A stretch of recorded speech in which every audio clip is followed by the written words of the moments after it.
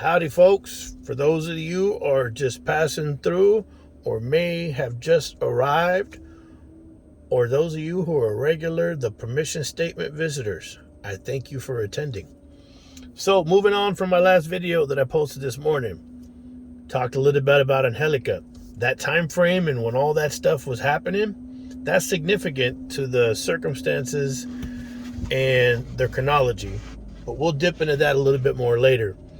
But we talked about Angelica, who was part of the squad of females that my first wife, Tat Money, who lost her father to cartel violence in San Diego. One of the young ladies that was in her squad was Angelica. She was going down there into Mexico and partying and was raped, and then there was a shooting or a murder or what have you down there, and then that led to her being held hostage and repeatedly being raped, from what I'm told, by the Mexican police.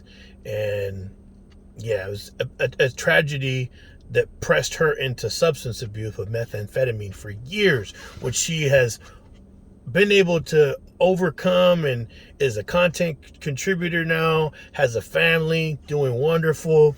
And so I'm very proud of her. So like I said, I'm not going to throw her whole name out there, but her part in this story, this narrative that I'm trying to express, of when I talk about the severity of what we've had to experience as a whole, as a group, that there's no fucking way in hell that I'm going to let be passed down to my child, especially not by people that come from areas or regions who they've not suffered these kinds of losses and pain and suffering. They come from places that are mediocre at best on that level, which that's not a good thing. I mean, it's better to be away from that. But when somebody who's from a place that never experienced that, trying to justify other people's children being brought into their lens, when those people have came from some real hardcore shit and experienced some horrible life suffrage repeatedly, their opinion don't mean shit. So that means Helen Pelayo Rodriguez, that means Maricela Pelayo, Michelle, that means Ale, all these people that don't know this shit, or I don't care if your families are gang members or whatever, which we know that's the case, but gangbanging here in Napa and gangbanging in LA and San Diego or Oakland and Sacramento, it's not the same. And that's not to say there's not some roughnecks here or whatever, but when we're talking about murder and all this shit, we didn't move away from all that just to come hang out with your guys' people that are still caught up in that funky cycle, and you want to marry murderers and you want to marry active gang members and stuff. Keep that shit the fuck away from my son. So Angelica, when all this stuff was happening, I met her uncle. They call him Boy. And he was kind of, her family property was not far from that incident at that house where they, like they said, they kicked in. They held her hostage in a car for several hours, wanting to know where her boyfriend was, because they wanted to know where the wife of the guy who owed the money, who was incarcerated at that time, he got incarcerated, and they wanted their money, and they sent these guys. They held her in the back of a car, and then they made her believe that they weren't going to hurt her boyfriend, Lucky.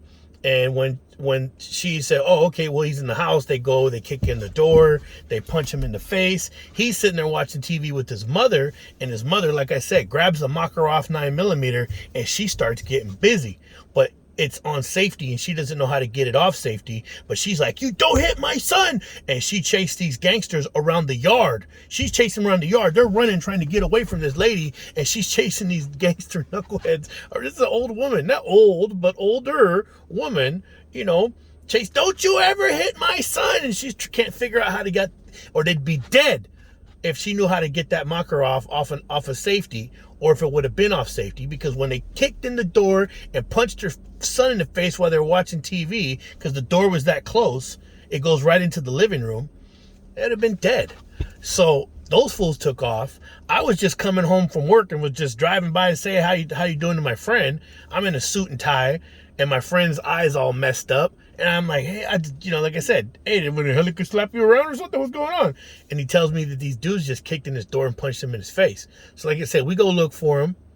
We stop at 7-Eleven, and the guy who sent the guys calls and says, hey, it's not personal, blah, blah, blah. Man, fuck that shit, man. It is personal. You just sent somebody to hold my friend's girlfriend hostage in a car and then kick in his door, and they almost got fucking smoked. Which if they did, they would have had it coming, because they kicked in somebody's door and punched them in the face, and mom's sitting right there. So that wasn't the case. So the universe must have been on their side at that moment. But then that dude gets murdered along with 3 other people like a week, maybe 2 at the most, after that incident happened.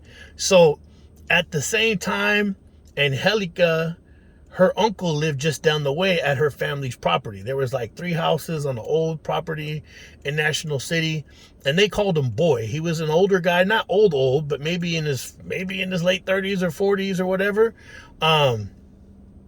And then there was her mom, and then like her cousins and nephew. They were just kids and teenagers, excuse me.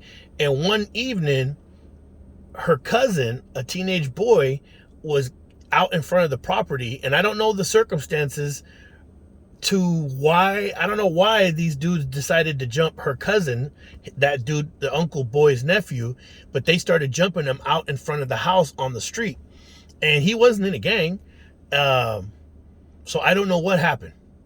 That was never shared with me. But the Uncle Boy, he comes out. He's a man, but they call him Boy. That's just a nickname. Everybody's got a nickname. And he comes out and he starts putting holes in these fools. He starts sticking them because they're jumping his nephew. He's putting in work, and he messes them up real good, and then gets his nephew out of there and gets him inside the house. And in San Diego, usually when things like that happen, there's some kind of consequence. There's retribution. And sure enough, that's what happened. Whether it was those dudes or somebody related to those dudes or tethered, they came back with a shotgun, and he was out there in front of the house, and they killed him. They shot him and murdered him. Unsolved murder. Nobody knows what happened, yada, yada. But it's another life lesson that I keep trying to share with y'all, and I'm going to go through more of these awkward life lessons of people that I met that are now dead, have been killed, and unfortunately, these things didn't have to happen. But again, you move your family away from all this stuff, and what does your spouse do but find the same kind of people in the place that you move? Doesn't want to go. We don't hang out with social workers. We don't hang out with firefighters, law enforcement, any of that. Like, you know what I mean? Why don't we hang out with those kind of people, civilized people? Instead, we got to hang out with the people that are heavy drinkers and want to drink and party. One demographic, and they act a certain way. Why? I don't want my son to think that shit is cool, and then someday he end up in another one of those cities and then gravitate towards those people.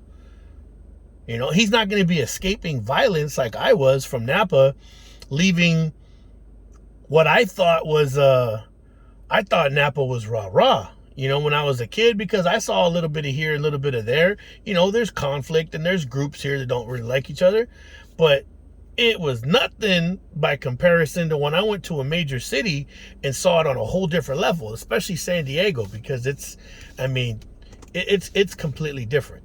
So after a while, though, you see enough people that you care about, or people that they care about, just deteriorate from substance abuse or bad decision making and circular logic, and people getting killed, and you're just like, and then like I said, you got one friend that's implicated in murdering your other best friend, or luring his brother. It's like you got 3 best friends, and one of them is thought to have lured your other best friend's brother, the best man at his wedding, luring that person's brother down to be killed by some other people that you tried to help out, at least one of the 2 people. And it's just like, man, you just start to see the betrayal and what it really is. And it's like, man, I don't want nothing to do with any of these people, man.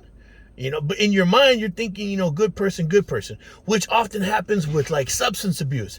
Like some people will know somebody like, oh man, this person gives me good, cheap drugs. That's my friend. Oh man, this dude is, or woman or man, whoever, they think that the person giving them cheap, good, strong drugs is like, man, this is my pal, my friend. But in reality, that's not your friend. So, but with the addictive mindset, the addict mindset, they think that person's good to them because they're profiting off of their demise, essentially, and that they're giving it to them for a good price and good quality. That ain't good. So same thing, what I'm trying to express is certain environments become addictive too, because there is a euphoria. Most people only watch this stuff on the television, but when it's like, when you're in that stuff or you even see it, there's people that want to try to, even here in Napa, when I was a kid, there was a lot of people, because Napa's not all like crazy hardcore. Nobody should want it to be. Nobody should want it to be like East Oakland or South Vallejo or wherever, man. It's just like, shouldn't want to live in a community, in an area that suffers like that. From there's wonderful things about it, but then there's suffrage that comes along with it, and that's what I'm talking about: the incarceration, the death, the horrible, seeing people deteriorate from substance abuse and alcoholism and abuse and child abuse and all that. That's consequential. Not saying that stuff doesn't happen here in Napa, it does, but people wanted status, or they wanted to be seen as like, oh, I went and hung out over here, almost as a rite of passage or credibility. Like, oh yeah, I know I'm from here, but I went and spent a weekend over in Oakland with my cousin and whoop or here, yada yada, and they came back and but go spend long term in there, or grow up in there and shoulder to shoulder and lose people, or be harmed yourself, and it's not the same thing. So when you don't want to hand that negative path or future to your child, you got to make sure that you're making anybody that's trying to like say this shit is cool, that's your enemy. Doesn't matter if they're your friends, doesn't matter if they're your family, whoever would want to try to get your child to emulate that bullshit, that's your child enemy. You got to keep them protected. And that's not keeping it real. Trying to hand down funky ass shit like that, they're like, oh yeah, this is cool. That's not, man. I'm terrified that my son may spend one day of suffrage in any of that stuff. So anybody that's on that, I don't care if you guys are gangsters or knuckleheads tethered to these people that are interwoven into these Napa projects or nonprofits or county whatever. If you guys are helping this person put my son close to that, well, let's just talk about the truth. Let's talk about it, right? Tell people who y'all really are. Don't bring that shit around my kid. He deserves better, man. Because most of you have never really suffered. So shame on you, and how dare you try to, encourage, or whether you're doing it subconsciously just by actions or verbally saying it don't matter. It's the same thing. So if you're trying to glorify stupidity, man, gets to stepping, Gina.